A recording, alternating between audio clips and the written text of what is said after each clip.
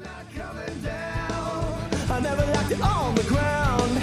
I'm not coming down. I want to go higher, higher, higher than that. Welcome back to the Business is Human podcast. I'm your host, Rebecca Fleetwood Hession, and we're here to bring you episodes that blend meaningful work with profitable success. Here to steward what I call the age of humanity. I believe if we transform the way we work, we can transform the way that we live. As always, my friendly request, if you like what you hear, hit subscribe so you don't miss any episode, and leave a review to tell the other humans that they might like it too. Always looking to help you and connect with others. All right, let's get into it, shall we? Hey, welcome back to Business is Human, where we dig into the stuff that really matters. How we work, lead, and live in a way that actually works for humans. Oh, y'all, I am in the midst of the final days of preparation before our big annual event, Stand Tall in Your Story. And I tell you, this is a tax on my nervous system, but I know how to handle it. I know how to work with it, but it definitely takes great intention.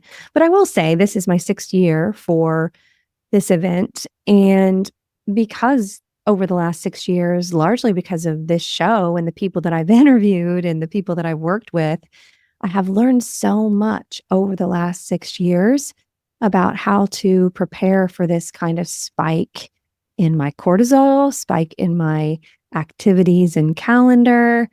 And it's making a huge difference. So let that inspire you to dig into a little bit more of the nervous system episodes and a little bit of your own research, because that will pay dividends, y'all. And if you haven't gotten your ticket yet, hopefully you still can. At the time of this recording, there are tickets left, but who knows? It could be sold out.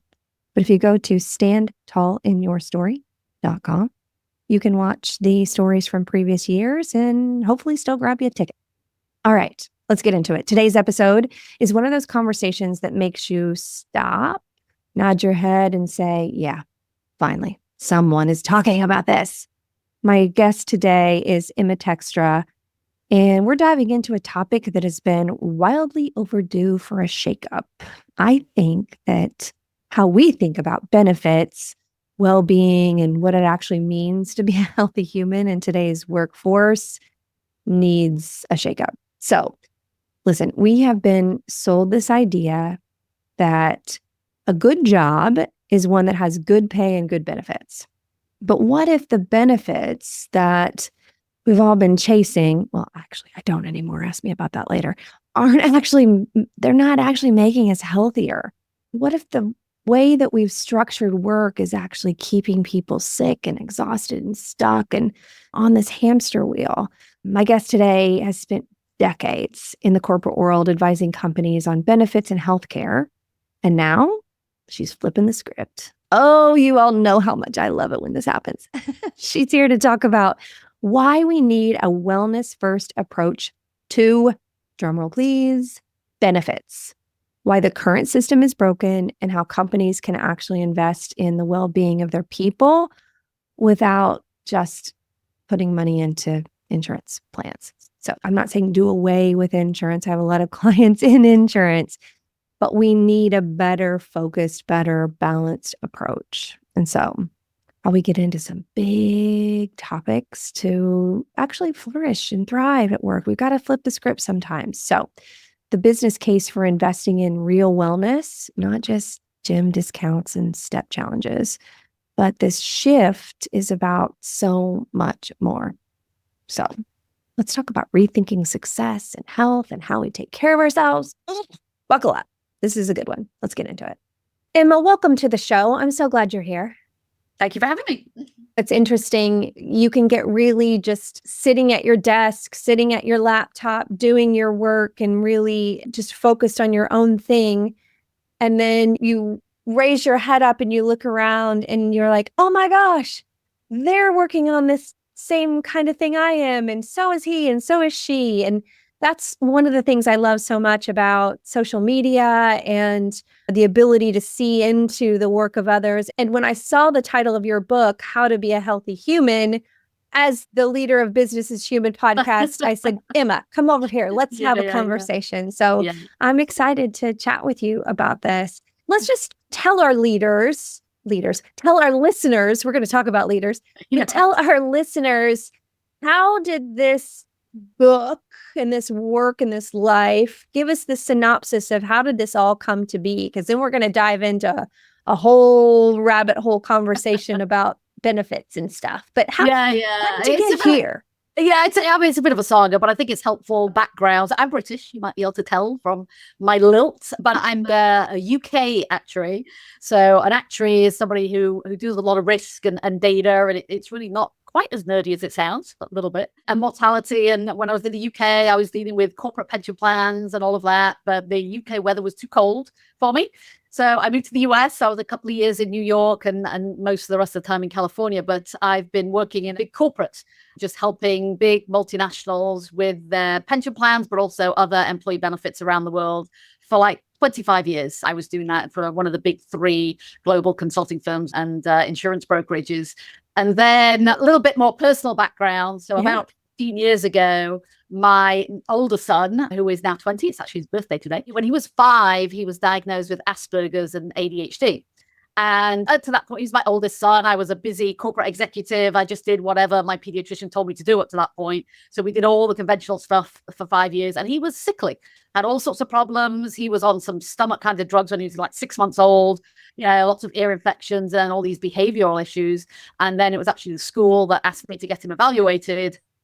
And they gave me this diagnosis with a really poor prognosis, and he needs to be on drugs, and he probably won't leave home, and all of this terrible doom and gloom. And I'm like, hang on a minute, and I actually took 2 months unpaid leave and started researching.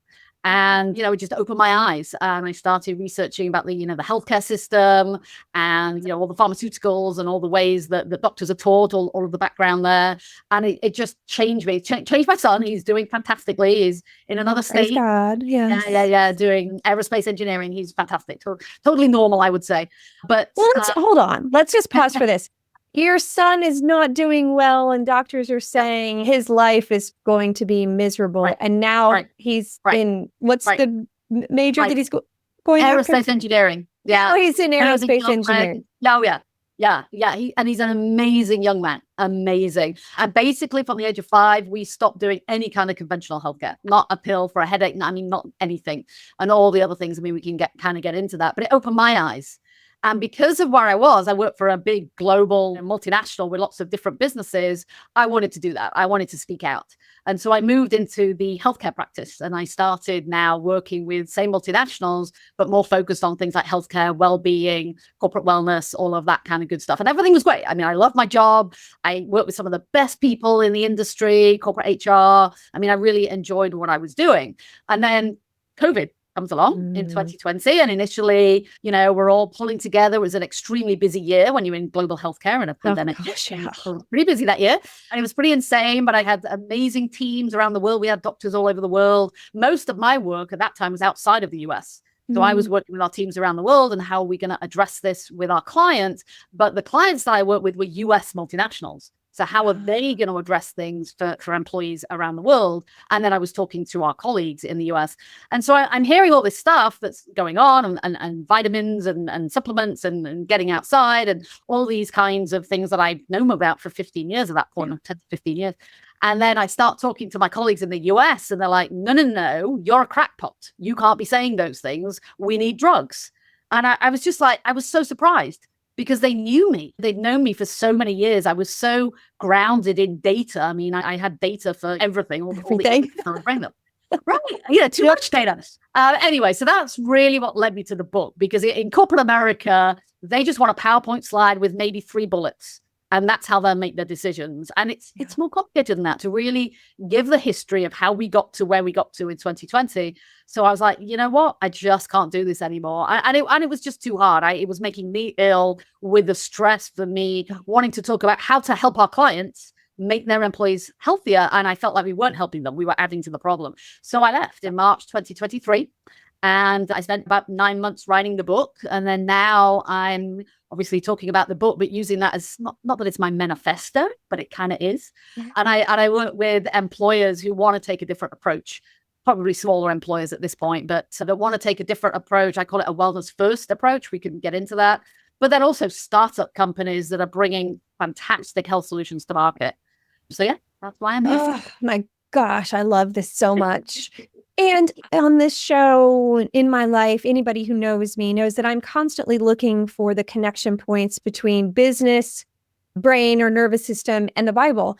And everything that you're talking about is so near and dear to my heart. And so I believe this big movement that we're seeing now towards wellness first, as you call it, is God dropping in all of our spirits to say, go write this book.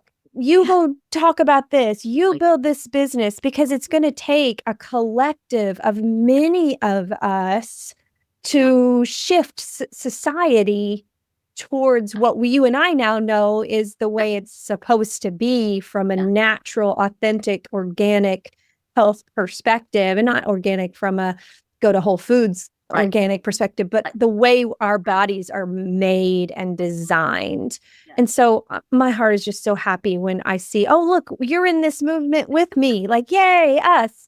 Because it has been a tough, as my grandfather would have said, a tough road to hoe. Coming from as a farming background. Yeah, the roots coming out.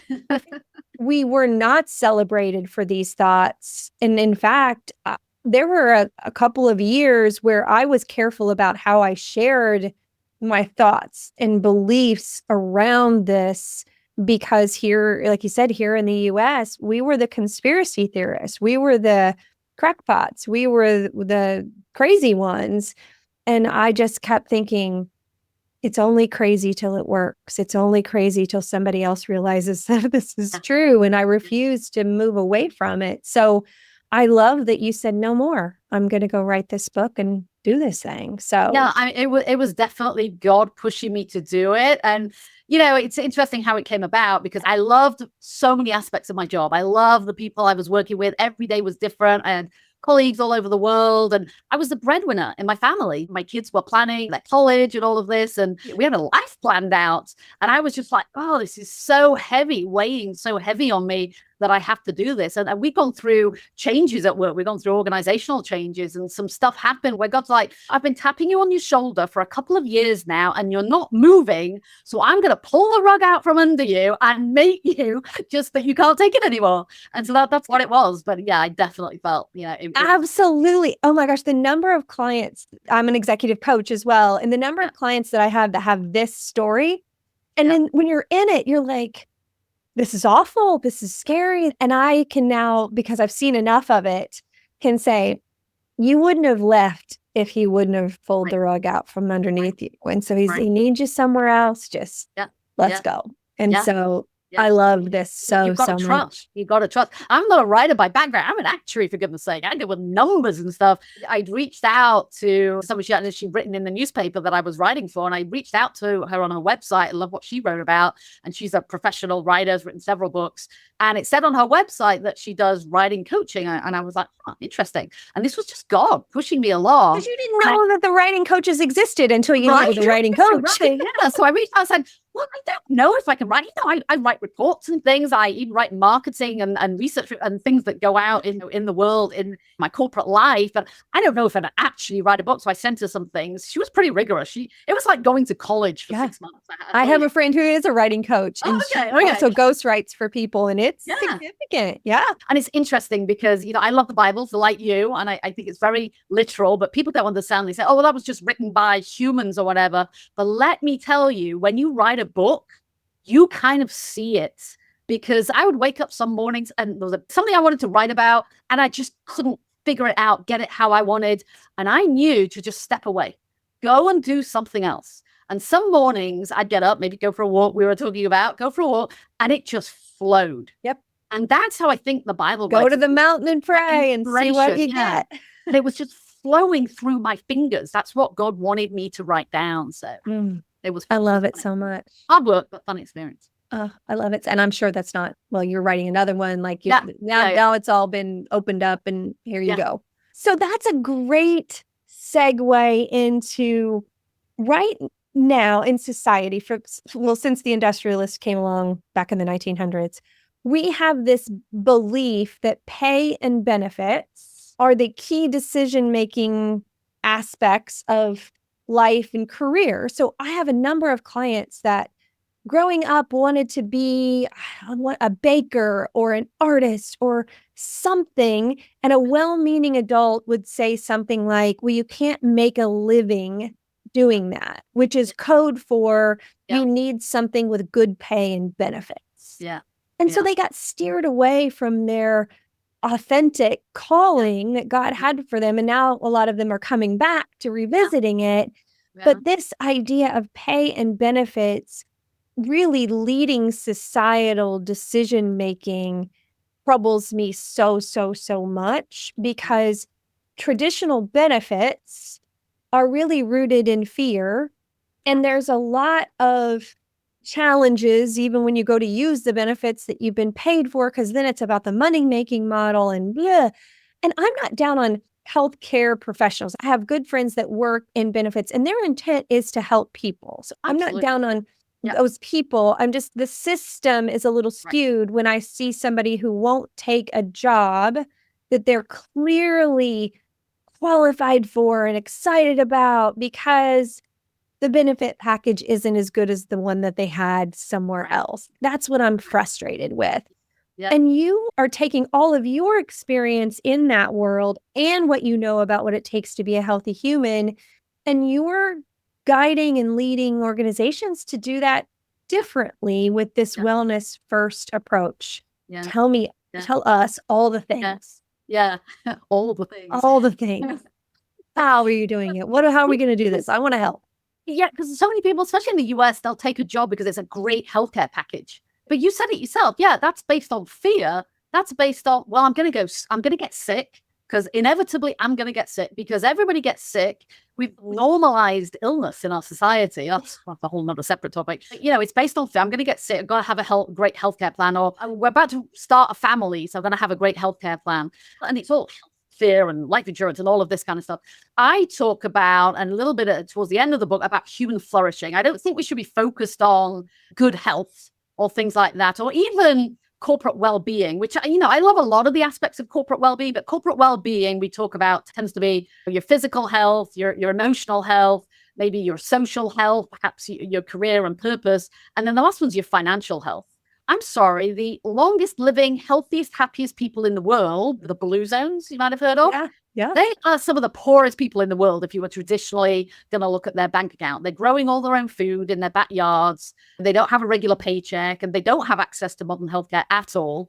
And they're living to 100 years old. Not that they're in old age homes. They're living to 100 years old, sharp and active, and doing things every day. And so I think that financial is not the right dimension. So I talk about human flourishing. And for me, it's similar, but a little tweak. So for me, human flourishing is definitely the physical or the biological health. Are you getting a lot of coughs, colds, flu? How's your immune system doing? How's your musculoskeletal system doing? Do you have aches and pains? So definitely physical health is important. Your emotional health or your mental health, super important. But that's not, do I have a diagnosis? You know, am I anxious or whatever? It's your overall temperament. It's your, you know, are you optimistic? What's your outlook on life? Things like that. But then I go into the third dimension. Yes, your social health, but your relationships, both at work, if you're doing any kind of schooling, in your family, in your community. Do you have a number of people you can sit down with and have a really honest, transparent heart-to-heart with? That is super important for human flourishing. And then the last one for me, the fourth dimension, is your spiritual health. Your spiritual health. And we can't talk about this kind of in a corporate environment. That's not woo-woo stuff. Maybe they'll talk about career and purpose. But for me, spiritual health, very much your purpose. But it's also believing in something bigger than yourself. There's so much, especially the younger generation, that's all, oh, you're an individual. And it's all about you as an individual and who you are. But there's so much bigger to the world. And I think when you're just too focused on yourself, you're not going to be flourishing. So it's, who are you? What is your purpose in life? What is your, in AA, whatever they talk about, a higher power? You know, I like to talk about God, but whatever you want to talk about, what is Mother Nature or the earth? What do they have in store for you? There's something that you were put on this earth for. And when you find that and you're living in accordance with that, that's when you're going to see real flourishing. Not that I'm saying, employers need to start talking about all of this spiritual and flourishing stuff, but I'd love to see them putting some of this stuff ahead of things like the health plan. We've got this really awesome health plan. When you're having an interview, do you have any questions? What's your health plan like? And how much life insurance? No, it's like, do you have a culture of health in your organization? And do you appreciate employees and want to help them develop and learn? It's things like that. Amen. I also have kids in their 20s, and I call it an identity crisis because we all are searching for something bigger, right? Something outside of ourselves, which is inherently the way we're made. And unfortunately, a lot of my kids' friends are identifying with their diagnosis as their identity. So there's so much information out there about trauma and mental health. And I think that is a beautiful thing to bring those conversations out into the open air, because I grew up in a society where that was not okay. And while we want to talk about it, I don't want us to come into agreement that that's my identity. I am anxiety, or I am this, or I am that. And that's another symptom to me that we need to bring these healthy conversations about our spiritual growth into the workplace, because work has, just in sheer numbers, over 50% of the world's population works. Here in the US, I think it's a 58%. Yeah. And so by the nature of going somewhere every day for 8-10 hours a day, sometimes being in an environment where we can have these conversations could dramatically shift our society. Absolutely. Yeah. Yeah. We need to talk about them. If we could just push the button and get that going, that would be great. I think we're making progress. Yeah, I mean, I think people are talking about, there's the whole talk about neurodiversity now at work, but it's almost like the reverse racism I see a lot of. It's like still shining a spotlight on it. That makes me a little uncomfortable as well. I mean, we talk about diversity, but I think we're coming at things the wrong way. Do you identify as neurodiverse? Oh, well, let's have this special group over there for you. And all this DEI stuff gets me a little frustrated, because it did come from a great place. I mean, don't get me wrong. Absolutely. We need to be celebrating diversity. We need different kinds of people on our leadership and on our teams. But I think the way we're coming about it, I think, has gone a little off kilter. We try to businessize everything and measure it. Yeah. And measure it. And it becomes about measuring how many neurodiverse people do you have on your team, or how many, have alternative lifestyles, if we can call it that. And that's what they focus on, instead of, it's about ideas. The word diversity should be about diversity of ideas, not some of these other labels that you can put on people. And while the diversity of what your label is might have broadened somewhat in some ways, but the diversity of ideas has shrunk. Because it's all unique down to our fingerprints. Like every single one of us is different on purpose for a purpose. And that, that's diversity to me. It's like, let's honor and be humble about our differences and be curious about the differences and ideas of others is the way it's supposed to be. Okay.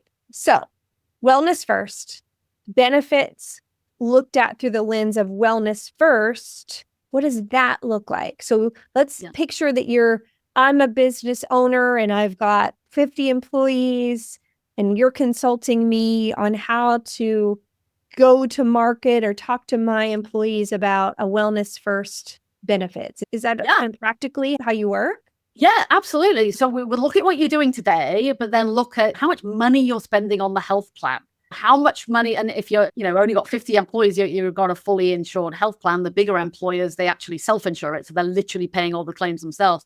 But how much are you spending on drugs today, pharmaceuticals, for autoimmune diseases and diabetes and heart conditions and high blood pressure and statins, for goodness sake, which is just moneymaker for big pharma and really is not helpful at all. Things like Ozempic. I mean, the conversations today where shall we cover Ozempic? Shall it be 50-50 cost share?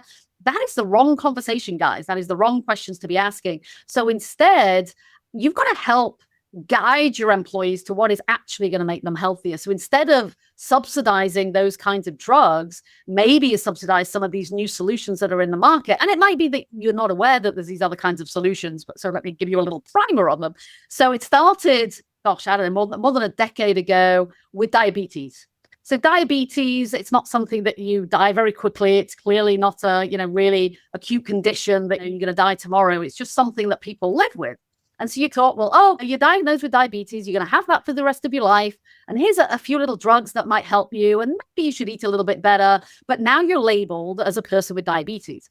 Instead, flip that. Oh, and the health plan then is probably subsidizing your drugs and then lots of doctor's visits and your all of those gadgets that will measure your blood glucose and all of that. And they'll say, that's great. We're a great employer because we're supporting all of that.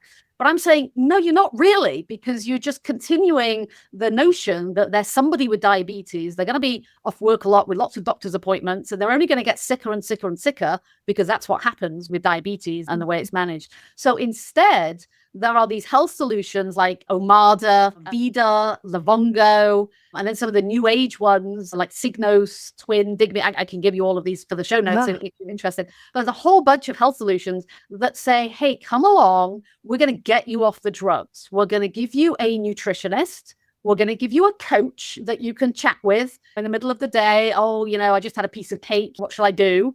And the coach would say, hey, you need to go for a walk or whatever, or drink a glass of water.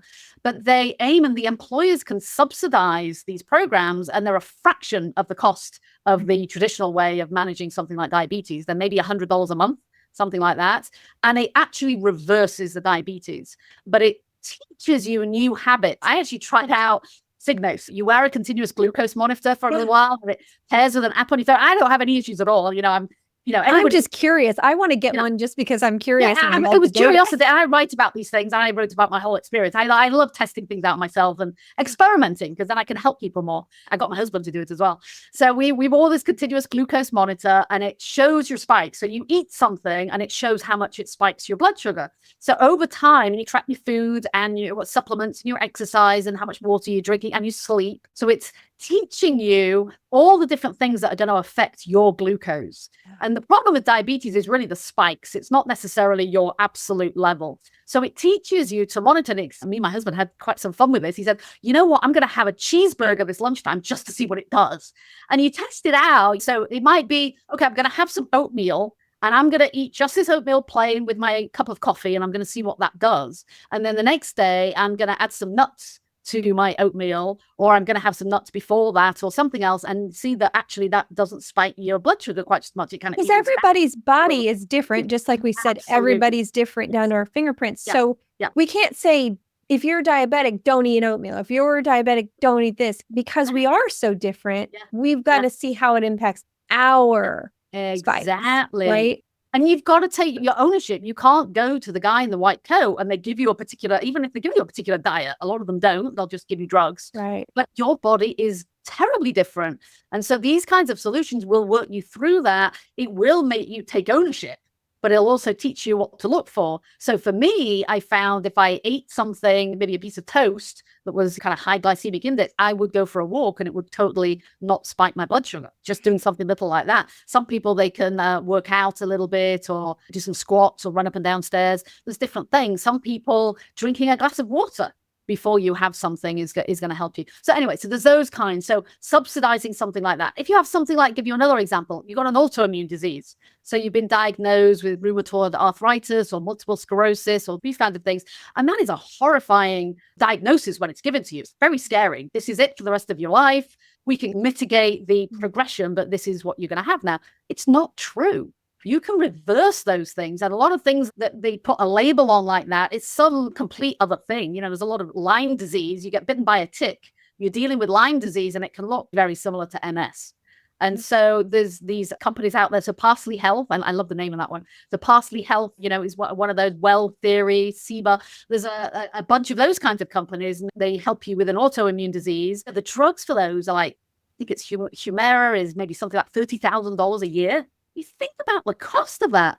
And so instead of saying, oh, that's it, I've got to take that drug for the rest of my life, they get you off the drug. So they look at your lifestyle, they look at what you're eating. Maybe you've got food intolerances, maybe there's toxins, maybe you're in some sort of environment that you're breathing a lot of toxins. A friend was working for a fragrance company or a perfume company, constantly around all these artificial fragrances. That's toxic. So what is it that you're around? Have you got mold in your house? There's very real physical root causes of most ill health. So I would like to see companies put more money into those kinds of solutions and things. And there are some that a lot of companies are already using. There's some on the musculoskeletal front. You got a backache, and instead of you winding up at the doctor on pain meds or something worse, your knees are achy and you wind up having knee surgery, they actually get you working with a virtual coach. It's a real person. But yeah, you get to chat with them any day. It's not like you have to go to physical therapy once a week. They give you exercises that you can do on your phone. They're tracking you through the computer vision, the camera, either on your phone or on a device they can send you, and they improve your physical health. So a lot of that is actually being used by big employers. The difference is that I'd like to see is that employers lead with those solutions. That's why I call it wellness first. Lead with those solutions instead of sort of tacking them on at the side, whether maybe they're just for the people that aren't too sick, can try out some of these great solutions. But, if you're really sick and you've got a diagnosis, then you need the drugs and the conventional health plan. So let's look at this through a business case, ROI discussion, as consultants that we are and have been most of our lives. In a traditional benefit setting, you're looking at how much are the drugs going to be, how much time is this employee going to be out of the office because they have these routine visits that they need to go to, and we're really banking on the fact that their productivity is going to be on the decline as they get sicker. And you're thinking, how can I budget for paying for not only the problem today, but assuming it's going to escalate? So costs are going to go up, and they're going to be overtime until that employee retires or worse, right? Yeah. What you're proposing, and what I love, is a solution that says, let's look at what it's going to cost us to eradicate this problem and get you well, which means that we're going to spend less money up front even than the drugs and the doctor care. We're going to spend less money up front, and the goal is to spend no money over time and increase the well-being and the productivity of this employee, which then you think about the mutually beneficial trust that's built between this employee and this employer, which is not just they paid for my drugs and then they paid me to be out on leave because I was too sick, but they helped me heal. I think the problem is that back in the day, so this is going back a little bit, and probably people in HR are listening to this going, oh yeah, we tried that. The ROI on wellness programs doesn't work. Okay, so I think part of the problem is, and there's some truth to that, but I think they weren't coming at it right. I don't think the objective was wrong. The objective, we have what they are calling today wellness programs, is going to reduce healthcare costs. That's originally why companies started investing in wellness programs. Then they decided, I'm not seeing the ROI. I'm paying for all these extra programs and my employees aren't getting healthier. So I'm going to not do that. So that was a knee-jerk reaction. And then now what we're seeing is it's not wellness anymore. Let's look at overall well-being. And now let's start measuring engagement. And there's some truth to that as well. So the devil is in the detail. It's really how you communicate. And that's why I think I mentioned earlier. It's really when I'm interviewing for a job, I want to know there's a culture of well-being in your organization. So it's not that there's a health plan and all these expensive insurance benefits and then, oh, I've got some wellness on the side. It's, are you living and breathing and living by this? So is the CEO and the other C-suite folks, are they living? Do you see them outside having a walk, at lunchtime? Do you see them eating well, bringing a sandwich to work or whatever? Do you hear that they, I did a great hike at the weekend? It's got to come from the top. And so talk a little bit about those wellness programs that didn't give ROI, because I agree. Sorry, my dog. It was if you get 10,000 steps, we're going to give you a gift card to Applebee's programs, right? Is that largely what we're talking about? Yeah, absolutely. Which is different than accountability to health that you're talking about. But it also, those wellness programs, they appeal to the people who are kind of healthy anyway. Oh, you're going to pay for my gym. Oh, thanks so much. That's just one less thing I need to pay for. And so the people who weren't that sick, and yes, it was keeping them healthier, but the people who had a real diagnosis, well, I'm really sick. Oh, you need the real health plan. And so you were only stopping the healthy people getting sick. Great. That's when people used to work for the same employer for 30 or 40 years. And that's not really the case anymore. So then they're saying, well, if you're only going to work for me and bring all your creativity and all your ideas for a couple of years, then there's not really much point in me just paying for your gym membership that you would have done anyway. So it's such a slight shift. As I say, the devil is in the detail. So it's then saying, even the sickest couch potato, that you are too sore to even walk around the block at lunchtime, or you can't come to work, or you have to finish work at 4 o'clock every day because you're exhausted, or you've got mental health issues. I mean, the last couple of years, a lot of it has been in mental health issues. So instead of, I'll pay for your mental health drugs and your Prozac or whatever, but it's saying there actually might be a root cause to your mental health issues. It isn't just the newsreel or what's going on in the world. There actually might be a physical problem. It might be a nutrient deficiency, or too many toxins, or a damaged microbiome from too many pharmaceuticals, or maybe you fell out of bed a month ago and it can really affect you. I want to see companies educating employees and helping employees and really living and breathing this stuff, and just keep the health plan, reduce the money you're spending on the health plan. Money talks. If an employee has to spend more money just to pop a pill because I can't be bothered going for a walk at lunchtime, then make them pay more. Again, I'm an actuary. It's all in the data. If it's car insurance, nobody would complain that the people that speed too much have to pay more for their car insurance. Yeah. And it might make them speed a little bit less, but you have to pay more for the drugs because it's really not helping you. Yeah. I've studied a bit of how do you start a movement? Because a lot of the things that we're talking about require this kind of snowball effect in order to become the societal norm, versus the societal norm now is, I want good pay and benefits. That's the measure of a good career decision. So how can you help start that movement? Because that's, it starts small and then builds, and it's emotion, it's stories, it's sharing the data. What are you doing out there to help get this snowball rolling? I guess writing the book was the first thing. I mean, I'm always of the opinion that if I can't bring you around to my way of thinking, then I'm not explaining myself well enough. And so that's why, I wrote a 300-page book with over 300 scientific references, but it needs more than that, right? And maybe I need somebody like you. But yeah, so I've got the evidence. I mean, what a wonderful book that I read that I would recommend to everybody is called Willful Blindness by Margaret Heffernan. Have you ever read that book? Mm-mm. It's a wonderful book. I was at a conference over a year ago, and I was actually talking to a doctor, one of the good guys that knows this stuff. And I was saying, I just don't get it. She was actually telling me that her grandchild had been born, her kids were having children, and they were vaccinating them. And she was so frustrated and upset by that. We were having this conversation. And even she is a doctor, an MD, and knows the truth and everything. And we were talking about this. And I said, I just don't get it. I provide the evidence. For me, if you give me evidence to something, I'm going to do that. If I get evidence that I'm intolerant to gluten, I'm going to stop eating gluten. I'm just going to do those things. But most people, they're just not that way. And it was really struggling. It was really on my heart. I was like, how do I help people? And so that book was super helpful to me, because it explained just mindset, different people's mindset, and how they get blinded by things they're just not ready to hear.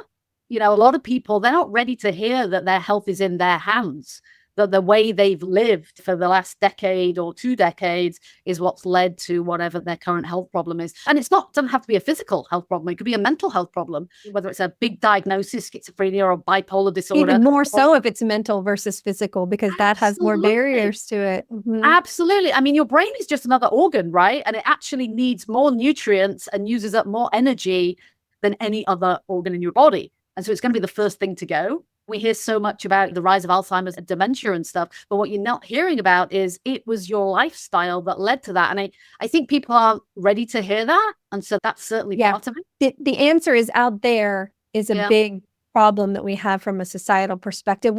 Even when you look at the burnout statistics, the root cause of burnout is to prove yourself, work harder, and believe that if you take care of the business, it will take care of you, summarized in my own language. But it's always that the problem is out there.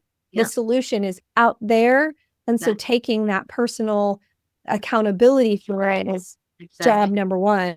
Yeah. Yeah. And there was an article written in the 90s called Change or Die, and they followed a group of cardiology patients that were told if they didn't change their diet and exercise, they were in fact going to die, which the belief was that was going to be enough of a catalyst data to get them to change. Lo and behold, it didn't. No. Only a small percentage of them changed their behavior, knowing that the diagnosis was death.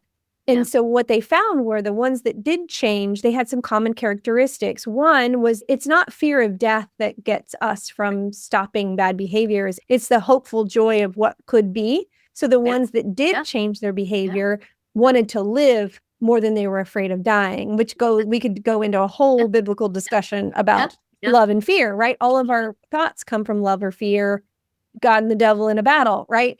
And so the second characteristic was they felt like they were in it with someone. There was somebody that they wanted to live for, or somebody was supporting them. And so I always go to that. And you know, we know even from a marketing perspective, we make decisions on emotion, we validate it on facts, which is, you know, why I can justify purchasing that thing because it was on sale, because really I just wanted it. And so when I think about what you're proposing and the work, not proposing, this is work you're doing.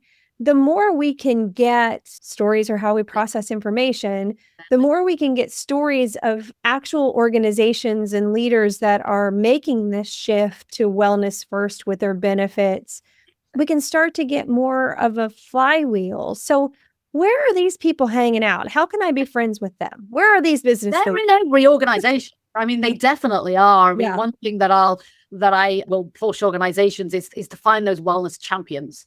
So you find those folks who are willing to tell their stories, and they do it. Every organization has them. You'll never find an organization where everybody just wants to pop a pill. And I think that's part of the problem as well. Organizations and even insurance companies and doctors, they assume, like you said in the cardio patients, that like 99%, it's not the fear of dying. They're not going to change their behavior. You can scare them, and 99% just want to pop a pill. It's not 99%.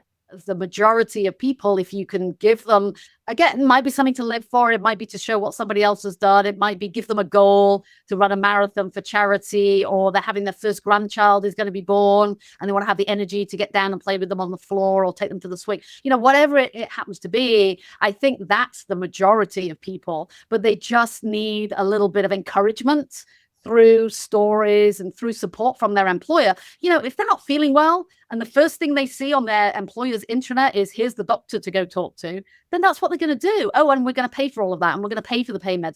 That's what they're going to do because they're busy. And that's just the easiest thing to do. But if they're not feeling well, they can see 3 other people that have had that particular situation and turned it around, or they can see solutions that can help them do that. Or there's cooking classes coming in that they can join at lunchtime, or a webinar on meditation. You know, I don't know. But that's every organization that has the ability to do this, but they've got to believe, you've got to truly believe that this is the way to go. And it's not just for the people who are fairly healthy already. But yeah, I think number one is finding those wellness champions and empowering them to speak out and celebrating them. And the more senior those people are, the better. Great. Anybody at any level. The other thing that I do is I do a manager's course. So teaching managers a lot of, you know, this is not even necessarily just about health, but one of the biggest drivers of mental health in a business perspective is you've got a terrible manager. Now, often people have a terrible manager because maybe they were the number one engineer in that department. They say, oh, you're fantastic at your job. Oh, I'm going to make you a manager. And you never train them to be terrible with people. You're a terrible manager. There's a lot of that, you know, so I'm always about, you know, train your managers. But what I'd like to see them do is also train your managers in things like well-being and wellness and how to spot issues in your team and manage your own mental health. A lot of terrible managers, they've got their own mental health issues going on. They're stressed out. They're not getting enough sleep, and they're biting your head off every day.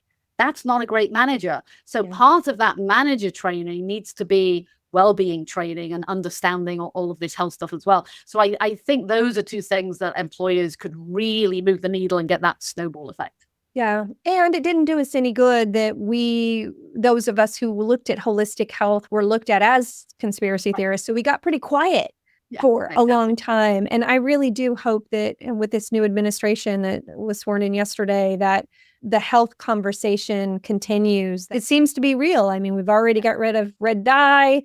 Yeah, I know, right? We're already got some movement, and I'm really hopeful that that's going to be the snowball effect that we need. And I have this dream that we have entire organizations that flip the script on this to a wellness first benefit idea, and that becomes the magnet for recruiting. I want to go work for that organization because they're going to help me be well. They're not going to pay for my Ozempic. They're going to help me take care of my autoimmune because they know that managers need to care about our wellness. The book I'm writing now about a new definition of success, I want to help leaders, founders, lead their business this way as a way of life, a way of business, and use it as a recruiting strategy. I mean, the book's not even done yet, so we got some time, and I know I'm glad to have you on the team that's going to help with that. But that's the vision I want for my kids and my grandkids. Yeah. We saw it a little bit in the past in the tech industry. I used to do a lot. I'm in California. I work a lot with all the big tech companies that are now household names. I worked with them before they were household names, Chinese startups, They would attract through these really interesting, they have these wonderful campuses and awesome food in the cafeteria, and you can bring your dog to work and the exciting work, of course, it was all really exciting. But yeah, they didn't have a defined benefit pension plan. It was just not even an issue. Their health benefits are fairly rich. And a lot of those benefits, by the way, were for keeping people at work so that you worked harder and you could do all that software coding 20 hours a day. But still, people were taking those jobs because of the excitement, because of the culture in those companies. There were some bad aspects to that. Working 20 hours a day is definitely a bad aspect. But I would love young people. I gave a talk at my youngest son's high school. They actually put it on like a TEDx youth event. And it was all about, I think the theme was careers. And I was telling these kids, and I even told them, if you want to be a plumber, go be a plumber. You don't have to go to college and get a high-powered job. Make 6 figures being a plumber pretty darn quick. Oh, yeah, that's true, actually, yeah. But do something that you love. Be a baker. Actually, my son's girlfriend, one of her friends, was amazing at baking as a teenager. She started a bakery business. How cool is that? For like a 20-year-old. And if you could get some of them to be seamstresses, I just got something hemmed not too long ago, and the pricing was astronomical because there aren't enough seamstresses in the world. Like the basic trades work for men and women is scarce. Yeah, we're having a house built right now in Texas, and you can't find the quality tradesman that learn the craft from their parent, whatever. Yeah. People think that they have to have a certain kind of job with all of these benefits, and you're not living your purpose. You've got to look inside yourself again. Don't listen to other people or the media or your friends as to what your career should look like. You've got to look inside of yourself and figure out, what did God put you on this earth to do? Amen. There's so many people that want to start a business and won't, even though they would be successful. They're wired for it because they're afraid not to have benefits. Yeah. And I've been running this business for 8 years now.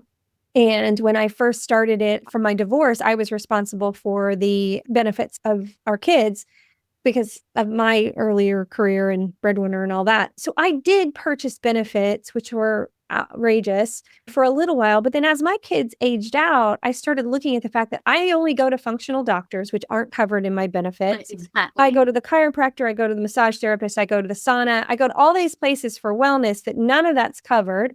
And so I started, and when that bill would come in, I would just get bitter and angry. And so I finally just canceled my benefits. And I have never felt more free. And so somebody said to me the other day, asked me about benefits, and I said, I don't do that anymore. And they said, what do you mean? And they literally looked at me like I had just lost my mind. They said, aren't you afraid? And I said, well, I got Jesus in my wellness plan, so I feel pretty covered, actually, that I don't need to pay for an insurance company for my well-being. And it is a big switch in mindset. But I'm telling you, I just feel more accountable and free because of my choices. And I've funneled that money into wellness programs, and I feel great. I haven't been sick in forever. And quite frankly, if something happens, God forbid, that I have an accident, like it's going to cost me less because I'm paying cash. Yeah, you've just got to trust your body was made to heal. It's going to heal itself. You treat it well, it's going to heal itself. Don't think that you're going to get sick. That's just a terrible way to live. If you go out on an evening, you have dinner with friends, and 2 days later you find out one of them's got the flu or whatever, you start thinking, oh, I'm going to get the flu now. Don't think that way. Because if you think that way, you will. Your words have power, and don't come into Totally. agreement with sickness Yeah. because your cells just are going to line up and go, I guess we're getting sick now. That's what she said. So it's that powerful. Yeah. Oh my gosh. We could do a 7-part series, just you and I riffing on all of these things. I just am so excited for you and the work that you're doing. I'm grateful to be on this journey of spreading the word with you. How can people find you to stay connected with you? I want them to go buy your book, How to Be a Healthy Human, which I'm assuming Amazon and all places that you buy books. Places. Mhm. Where do you hang out from a social media perspective? I hate social media. To be Yeah, honest. good. Not very good at it. I've got my website. It's kind of my home base is Okay, good. emmatekstra.com with a K. So go there. But yeah, I'm on LinkedIn. I try to do LinkedIn. So I'm on there just for historical reasons. So I do try and post on LinkedIn. I'm on Substack. My favorite is probably Substack because I love to write. So I'm writing weekly on Substack. So a lot of, health tips or helpful, uplifting kinds of ideas on Substack is probably the place to find me. I'm on Instagram. I'm not very good at it, but you can find me. If you're writing good, practical things on Substack, you're serving the community who wants to find you better than anybody. So I love that. And we have a lot of business leaders that listen to this podcast. So it may be solutions that they can look at for their company. Yeah. I love that. And so you're writing your next book. Give us a little teaser about that so you can come back next year later this year and talk about it. Yeah. So that's all about how to raise a healthy human. So really taking the foundations that are at the start of this book, and then I go into the different kinds of illness that you might have, but then how to apply it to kids 0 to 18. So I'm hearing so many people with fertility problems these days, especially, taking the shots and things can really affect your immune system and your fertility. So right from how to get pregnant to through pregnancy, all up to those 18-year-olds, very wide ranging, not just physical and emotional health, but lots of different aspects, schooling and friends and being outdoors and sports and all that kind of good stuff. And you have so much knowledge to share from your background and experience. It's science-based, data-based. Oh, love. For resources. Keep doing it. Yeah, I just want to give people resources to help themselves. I mean, I don't know you. You are an individual. I'm really sort of laying out, here are all the different options. Go figure out what's going to work for you and your family. Yeah. Amen.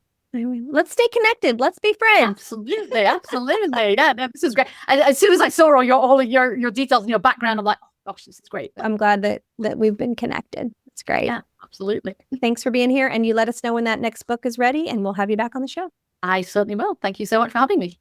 Thank you. I'm not coming down. I never left it on the ground. I'm not coming down. Thanks for being here. You can follow us on Instagram, Business is Human, or TikTok, Rebecca Fleetwood Hession. It's a great way to share some of the clips with your colleagues and friends. All right. Make it a great day. Love you, mean it.